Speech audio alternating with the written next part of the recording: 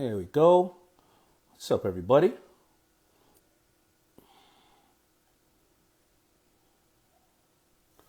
Boom.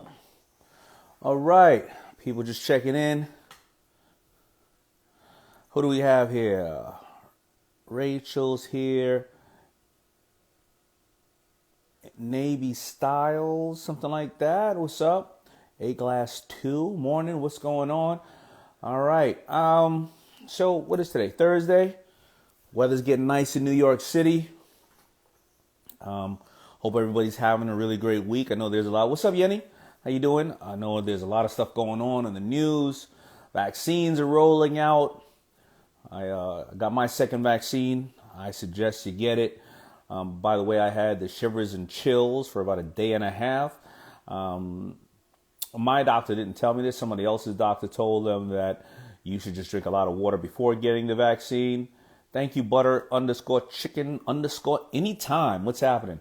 So, listen, how many people out there got their second vaccine? Give me a thumbs up or a clap or something like that. And so if you go get the second vaccine, or when you get your vaccine, drink a lot of water the day before and a lot of water the day of. And I took some Dayquil, actually, and it worked. It got rid of everything. I'd also had a little bit of a drink, and that got rid of it too. I got the Moderna, everybody. Somebody said they can't get vaccinated yet. I see Aquavolt here. I'm going to be bringing on Avin from Aquavolt in like 5 minutes. You're going to learn a lot from him. Somebody who came on the Shark Tank, and they learned to pivot. He has 2 other great partners as well. But make sure you get out there and get the vaccine. I know a lot of people are also seeing what's going on in America. This thing is not changing, of course. I don't know if you thought this because the protests were over that these things were going to change. It's not changing. And it won't change unless, communities empower themselves and people like us jump in to change the narrative, educate people. So probably on my Clubhouse, I'm not sure what day I'm going to do it. I'm going to have a conversation about systemic racism. What is systemic racism? A lot of people really don't know. A lot of people say, oh, you're just, those people are that way, or there's nothing out there. So I'm going to put up a post also. It shows a lot of these things happening. And the post is not for people who are racist or white supremacists or anybody like that, because you can't change their mind. The post is also not for those who are being marginalized. The post is for those in the gray area who are right in the middle, who are saying, should I do something? Should I not? Is this going to go away? How is it going to change? What can I really do? So I'm going to put something else about that. But we will be talking about systemic racism. What is it? And no question is going to be too stupid, because a lot of times people don't go out and create change when they really don't know what to ask, or they don't know where these things are coming from. And so anyway, we'll talk about that, right? And I'll be learning as well. I will be learning as well, because you can always learn more on how you can help to change things, why things exist, why things don't. All right. So let's go back to my buddy Avin from Aquavolt. I'm going to bring him on right now. So we're going to chop it up and see what we can learn from Avin from Aquavolt.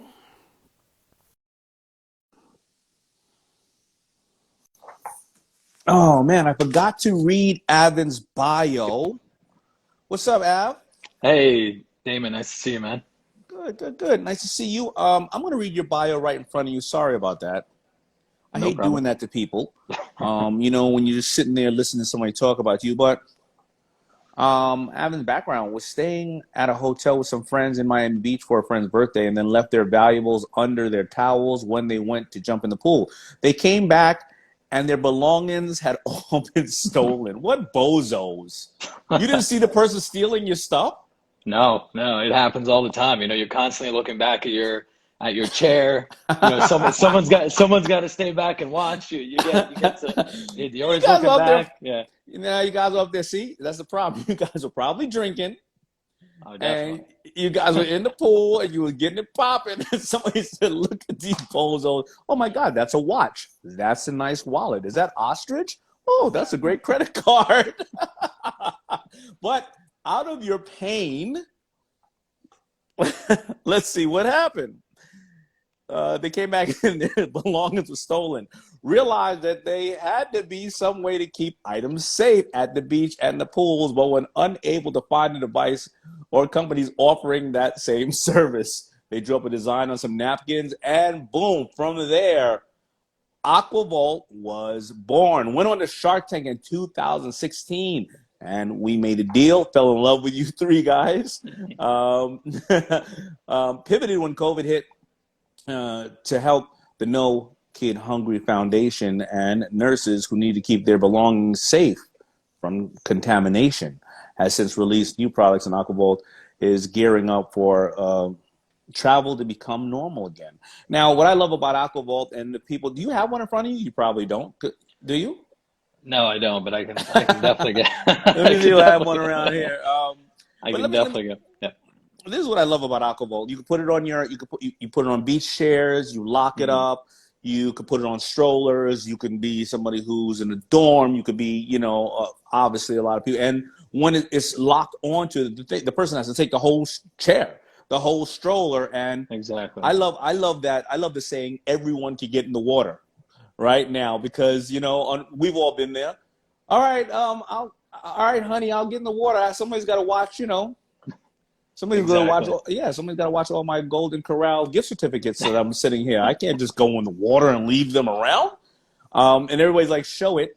And we should have had one here, but it was kind of more talking, Yeah. not about promoting the Aquavolt itself, talking about you, talking about your partners, talking about how did you shift, what did you go through, and what people can take away.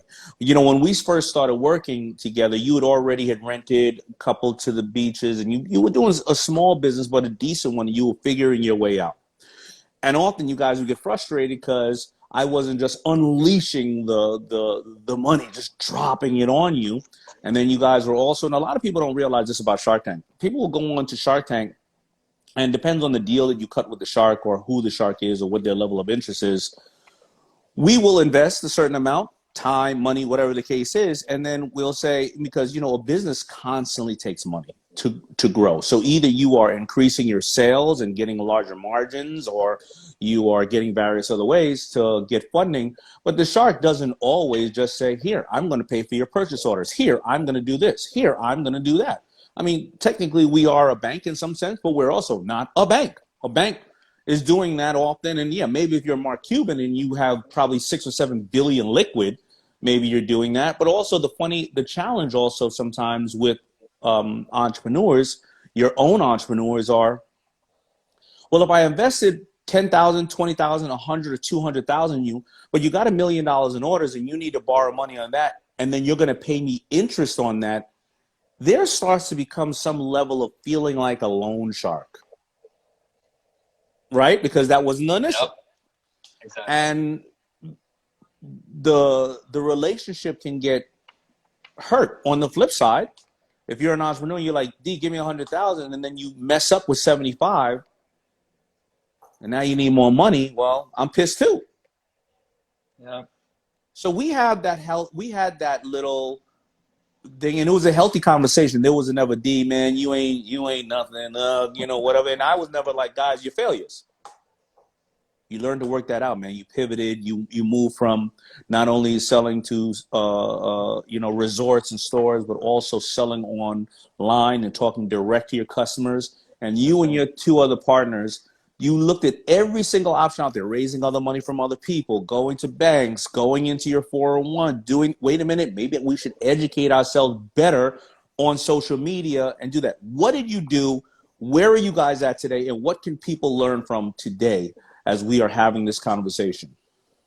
Yeah, so the first thing everyone wants to do when there's a problem is try to throw money at it. And that's what we tried to do, but decided that the best way to do this was to kind of dive in and figure out how to do things ourselves that we were essentially going to pay money for to try to fix. So we started going on YouTube, learning how to do a lot of the advertising ourselves, learning how to do, all the Facebook stuff, because a lot of these agencies, they promise X and really deliver Y. And, a lot of these people carry big retainers and big ad spend. So we learned to do all this ourselves. We got on the phone, old school cold calling, and just really just handled business and tried to get into as many accounts as we could. And, we just really just dove in. To this day, what, 6 years, 7 years later, since we were on the show, there's still us three running the whole business. We brought on one virtual assistant. That's it so far. So we have 0 employees, but we have a bunch of sales reps. But it's still us three grinding all day, day to day, handling everything. And it's really good being, in the business all day, just really learning where the holes are, where, inefficiencies are, where we're learning what we could do better at, et cetera. So that definitely helps. We were on pace to actually have our record year, and then the pandemic hit, and we're like, oh my God, travel business, what's going to happen? Obviously a lot of concerns were flying up, but we said, this is temporary. Let's try to, just go through the stuff that we really wanted to fix in time to just kind of brainstorm and see, hey, what can we do? We are in the travel business. God forbid something like this happens again. How can we, further protect ourselves and kind of pivot a little bit so we're not just solely in one industry? So we, kind of sat there and said, we have a ton of customers, especially in the travel business. Let's try to create more travel accessories that, are, well, we already paid for, we already acquired all these customers. So why not just try to remarket them and save a lot of the marketing dollars there to do that? We created a charge card. Did you ever get that thing I sent you? I have it. It's Okay. just really small and it's powerful. Yeah, it's a small credit card size charger. It has all the cables built into it, so you could use Android, USB-C, and Apple, and it's just on the go. You can literally have it right here. And here, I'm actually going to grab one right here for you. Okay. I was looking for mine. It was over here somewhere.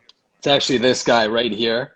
It's the Yep. size of credit card. It's got built-in cables right here, so you don't have to, Yep. sift through different cables. You can charge your headphones, your phone, your Android or your friend's Android, whoever still has one of those these days. But basically, it charges everything, and everyone's been there. You leave your house, you look at your battery, and you're like, oh my God, I forgot to charge it, or your kid plugged out the charger or something the whole time. And this thing's come super handy for me. And it's been great, so this alone has really taken off this year for us since we started selling it.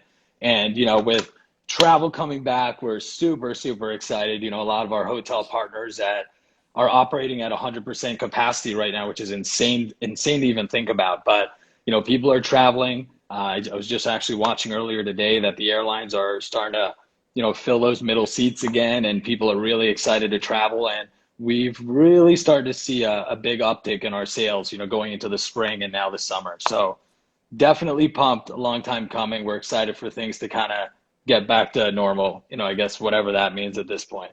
Yeah, but I want people to make sure we're very clear on this. You and your partners came from the finance world. You guys were working, you got real jobs. One of your partners you now are a dad as well. And are both the other guys dads? I know Jonathan No, is, Rob, right? no, Rob is, Jonathan isn't. Rob's got 3 kids. I have right. 2. Yep. We all have different backgrounds. So obviously that had to have a strain on your relationships, at home. You have your fathers, you have kids. I mean, you became a dad a little bit after you started to figure it out. So this is not, I don't want people to think this is 3 little kids running around here that didn't have jobs, that weren't doing it. You guys are all in on this thing. You guys figured this out. And I think that you made a good point. A lot of people here are not going to pick up that point. Companies promise Y and deliver Z, not because they are trying to steal from you, but they have to figure it out for you, right? Exactly. Why wouldn't you take the time to figure it out yourself? Because I'm a digital marketer, maybe I know how to digitally market mosquito repellent, right? I know the mosquito repellent world, but I don't know the people who are maybe mothers and families or college kids or whoever. Or travelers, I don't know them. So now I have to educate myself on them. What are they thinking? What's keeping them up at night? How do I talk to them? What are the prices they're willing to pay? And I'm charging you just like if I was educating you on the mosquito world, because I'm doing it. Why wouldn't you take yourself and your time to figure that out? The 10 or 20 or 30 or $50,000 you're going to give them, that's money you just invested back into your company. Absolutely. Right? So I think that's something critical that a lot of people have to understand, that they have to do for themselves, and don't let anybody else tell you that they can do all this. And I am not telling you they're liars, but they're just going to do exactly what you were too lazy to do. They're going to go and figure it out for you. And guess what? If they can't figure it out for you, they still are going to get paid. Exactly. Yeah, no, we firm believers. I mean, the internet is a powerful tool. YouTube itself, I mean, the things you can learn from YouTube are it's just insane. You know, we learned how to properly set up Facebook ad groups, market different ad sets, things that we had zero experience in. We took that money that we saved on the agencies and used it toward ad spend. We saw a direct return.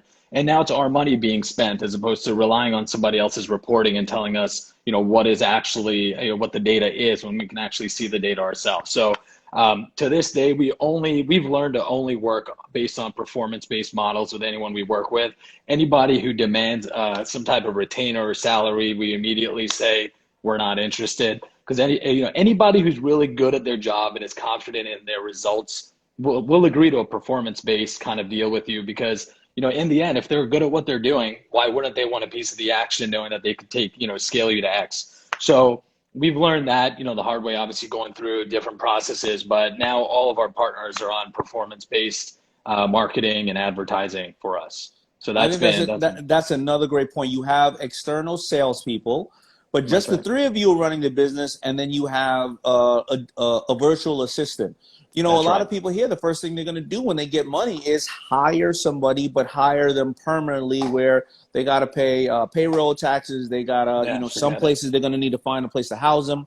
But virtual assistants and external salespeople who are probably eating what they kill, they're getting anywhere from 6% to 15 or even 20% off of what they sell. None of this is outlay of money, except for maybe the virtual assistant is by the hour, and you can tell that person you want them to work 1 hour a week or 50 hours a week, and they could be, it all depends. I've seen people give monthly virtual assistants for $300 a month, and I've seen it as much as $3,000 a month. But none of these are people that you have to have on staff, and you have to be so concerned that if this happens, you have to let them go, or they're not bothering you and saying, well, I need a bonus, I need these sick days, I need that. So I think that this is important for people to understand. We're in a world where you can externally hire a lot of people, not take the hit yourselves, and some of them, the more they make means the more you're making, because they're commission based.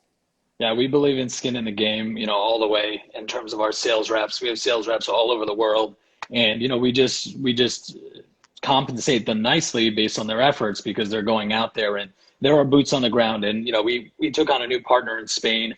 They've been great, but they're just a much larger company, not really a sales rep. But Spain, Greece, Italy, we have people at these locations pushing the product, and they deserve every bit. They speak the language. They're there. They're going to the meetings. So we definitely compensate them, but there's definitely no guarantee as to, hey, no matter what, we're paying you to go out there. It's solely based on performance, and it really adds that fire to anybody. And anyone who actually does not agree with that model, we prefer not to work with, because you have to see the upside in the business. Anyone who's working for a salary, we really are not interested in working with, at least in the capacity because we're still in that growth phase. We're still high growth. So we want, similar aligned individuals working with us towards that goal about getting our products everywhere. And so a lot of people may say, well, how am I going to get a person to work damn near for free? Well, think about the type of people. You sell something called Aquabolt, and it goes on primarily for travelers. And the one place that everybody sees it is on the back of a lot of lounge chairs on beaches and various other things. So somebody will say, well, how do I get somebody to do that? Well, why don't you find the person who's selling the umbrellas to those people? Or why don't you find somebody who's selling the chairs or rent or doing this and that? And they're already talking to that client, and they're like, yes, you are. You bought 1,000 umbrellas. No problem. Oh, by the way, I have something else that would be very beneficial for your customer. It's called Aquabolt, and they're already talking to that customer. So what does it do to them? I'm going to make more money. Also, my customer is going to feel like I bring more things to them. I'm the candy man, and you're going to be able to ship it, and it doesn't compete with what I currently have. Exactly. I mean, there's plenty of upselling. You already have the customer. We target a lot of beach furniture companies and outdoor furniture, because they're pitching hotels, lounge chairs already. Why not throw in this extra product? And these people also want a reason to go back to their customer with something new and exciting. They don't, they want to find a reason to keep the communication open. They're not following up on their existing products, but it's always nice bringing something new back to their customer, right? So it keeps them engaged. And as far as sales reps, I mean, we put basic ads out. Funny enough, we have people reach out to us all the time, especially after re-airs on Shark Tank. And believe it or not, it's like clockwork. Every time it's like, hey, I live in X location. I'd love to sell your product and take it to my local beach. There's 7 hotels. I could walk door to door. I'm retired right now. I'd love to go ahead and do that. So there's just plenty of people who go out there who just love it, and it's an Come, extra source of income. man, come to think of it, do you have a wholesale something? Because if I was a kid working Hmm. a beach town, the Jersey Shore, I would set up a little stand with all those people coming out there with aqua vaults, and because if I buy it from you for whatever price and I make $10 a unit or $20 a unit, nobody else is selling it. Everybody else is selling bottles of water, towels, I love Jersey Shore t-shirts, whatever, jerky, beef jerky. I would actually call you and be like, yo, I'm gonna give you $1,000, and I know that's $2,500 worth of sales or whatever the case is, and sit Yeah. outside and just sell it all day, and and talk to people. You know what I mean? Agreed. I mean, we have people in the Caribbean islands that literally buy the units from us and sit there and rent them at the beach to people. I mean, their return on their initial investment is made literally in one day, two busy days. Cruise ships come in, people have their passports with them. They don't want to leave it there. I mean, theft is insane. So to rent this thing for $5 or $10 a day so you can enjoy the beach with your family, it's just a no-brainer, right? I mean, a lot of thefts just happen, grab and go. They see a bag, they see your wallet, they take it. No one's sitting there trying to, really cause a scene. So people who don't use it are actually at risk. And, when we did that update, you saw the city of Miami, they came out and said ever since the products have been out there on the beaches, theft has gone down. I mean, that's a really big milestone for us, and theft has really dropped in certain areas that the product's been out. So, I mean, to the average person wanting to make some extra money, first you get to be at the beach, which is great. It's better than being in an office, and it's a great source of revenue. And anyone who's good at sales, it's a fantastic business model for a not a distributor, but a sales rep to kind of go out there in different regions of the world and pitch it. So yeah, in closing, man, I definitely appreciate all that.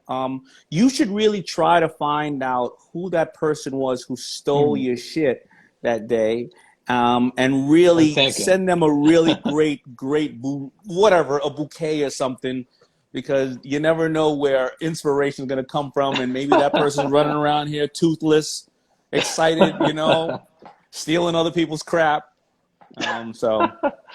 Yeah. All right, brother. So Thanks, anyway, Dave. thank you for telling everybody about how travel's coming Yeah, yeah. back. Maybe Thanks for yeah, listening. Yeah. absolutely. And good to see you, man. All right, man. I'll see you All right. later, and Thanks. let's talk. Peace. All right. Later. All right, there you have it. That's my buddy Avin and Rob and Jonathan, my other partners in Aquavolt. I hope you've gotten to take some of that information. Remember, you got to pick out the little things that work for you, whether it's how to get a commission-based salesperson, how to try to maximize somebody who's already currently in an environment or a place. Maybe your child wants to call them up and say, yeah, all right, you know what? Let me get 10 of those things, and I'm gonna make a couple of dollars anyway. Seeing your kid, may say, hey, I want to be at the beach all day. Well, all right, here you go. Go sell something, and teach that kid financial intelligence and how to work, right? Also, um, how you save money and reinvesting in yourself. I share with people as I started. I learned how to sew. I learned how to do sales. I learned how to go to the embroiderer, go to the screen printer. I learned all that stuff so that when I did hire somebody, I knew that if they were doing a really great job and they were a rock star at least I knew the basics, and I knew that this person is worth it because they were doing such a great job. Or when somebody sucked, I was like, I can do a better job than that. So if I can do a better job than that, I can't pay you for this. This doesn't work out. You don't have to keep lying to me and telling me all the reasons why, this thing doesn't work. When you hire people, they almost never, ever, ever say, it's not working because I don't know what I'm doing, or I'm screwed up, or I'm lying to you, or they never tell you that. They always tell you reasons why what you have should be better, or it doesn't work, or what you need to take out more advertisement. You need to make that outfit in pink. You need to make it in small. You need to lower your prices. You need to diversify and have 10 options. That's why I will get it done.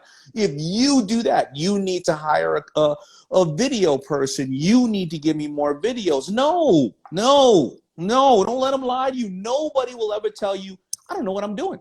I don't have enough ideas. I'm lazy. I'm waking up too late. When I'm going home, I'm not doing homework on this type of stuff. They're not telling you that stuff. And it's not because they're trying to lie to you. It's because they don't know to tell you that. Nobody ever likes to show you and highlight, especially if you're paying them, their faults, because they know what's next. Well, then let me get somebody else, right? So just remember all those things as you think about opening and running your business, or even as you're at a business. These are things that are really, really important to keep you going in business. All right. So there you have it. Hope you had got some kind of information and or was informed about some stuff, and you can use it for yourself and your daily business. I appreciate all of you. And today's Thursday, tomorrow's Friday. God bless, and I will see you again. I think I'm going to come back on Monday at 12 or Monday at 1. Have a great rest of your week and even a better weekend. Peace.